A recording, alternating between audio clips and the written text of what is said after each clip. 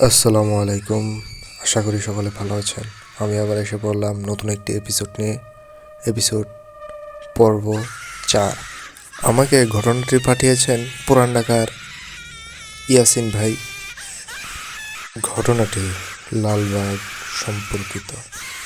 তো কথা না বাড়িয়ে সরাসরি ঘটনায় চলে যাই।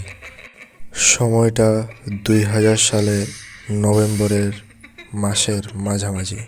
ঢাকায় তখন শীতটা বেশ ভালোই পড়ল। আর পুরান ঢাকায় লোডশেডিং ছিল নিত্যদিনের সঙ্গী। সন্ধ্যা হলেই হুট করে পুরো এলাকা ঘুটঘুটে অন্ধকারে ডুবে যেত। মোমবাতি আর হারিকেন এই ছিল ভরসা। আমি তখন ঢাকা কলেজের ছাত্র, থাকি লালবাগ কেল্লার মোড়ে। আমার রুমমেট সজল, ও খুব হাসি আর রোমাঞ্চপ্রিয় ছেলে।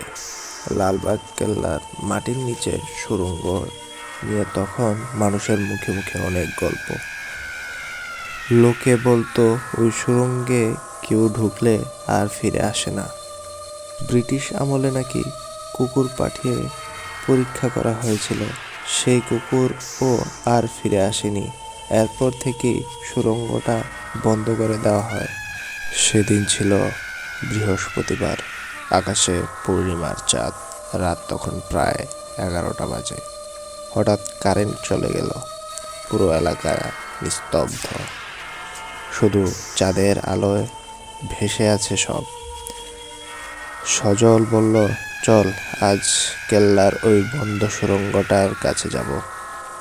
শুনেছি পূর্ণিমার রাতে ওখানে নাকি কান্না শোনা যায়। আমি প্রথমে যেতে রাজি ছিলাম না, কিন্তু সজলের জেদের কাছে আমি হার মানলাম।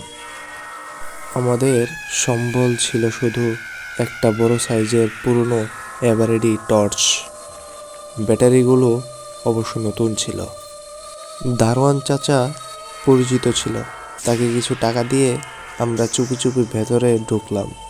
কেল্লার ভেতরটা দিনের বেলা যতটা সুন্দর, পূর্ণিমার রাতে সেটা অদ্ভুত রকমের রহস্যময়।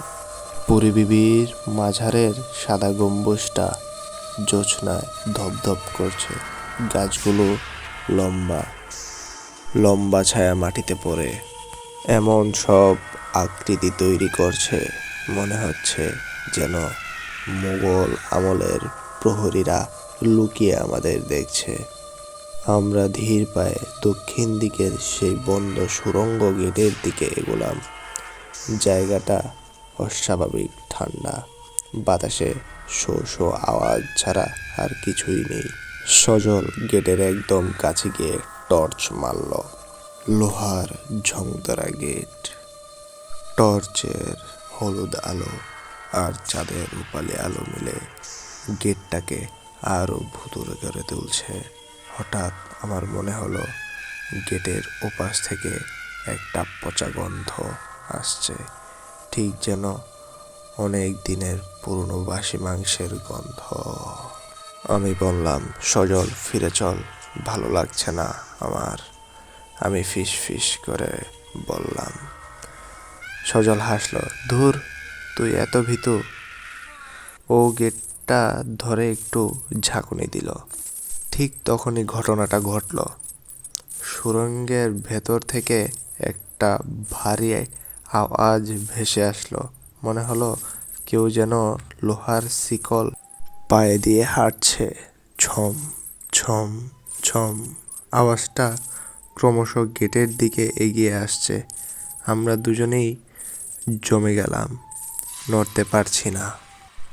হঠাৎ গেটের ভেতর থেকে একটা অস্পষ্ট কণ্ঠ ভেসে আসলো। ঠিক ভাষাটা বর্তমান যুগের নয়, অনেকটা ফার্সি বা উর্দু মেশানো। ভারী গলায় কেউ যেন বলল, খামোশ। একই সাথে এক ঝাপটা গরম বাতাস মুখে এসে লাগলো। মনে হলো কেউ একজন আমাদের একদম কানের কাছে দাঁড়িয়ে নিঃশ্বাস ফেলছে, কিন্তু আশেপাশে কেউ নেই। ঠিক সেই মুহূর্তে সজলের হাতের টর্চটা দপ করে নিভে গেল। যদিও ব্যাটারিটি নতুন ছিল। টর্চটি নিভে যেতেই পূর্ণিমার চাঁদের আলো গেটের উপর আছড়ে পড়ল। সেই ফ্যাকাশে আলোর আমি স্পষ্ট দেখলাম গেটের ওপাশে অন্ধকারে দুটো জ্বলন্ত লাল চোখ আমাদের দিকে তাকিয়ে আছে। চোখ দুটো মাটির সমান্তরালে নয়, মানুষের উচ্চতার চেয়ে অনেক উঁচুতে ভাসছে। পালা! সজল চিৎকার করে উঠল। আমরা আর পেছনে তাকাইনি। চাঁদের আলো ছাড়া গোলক ধাঁধার মাধ্যমে হুমড়ি খেয়ে ঝোপঝাড় মারিয়ে দৌড়াতে শুরু করলাম।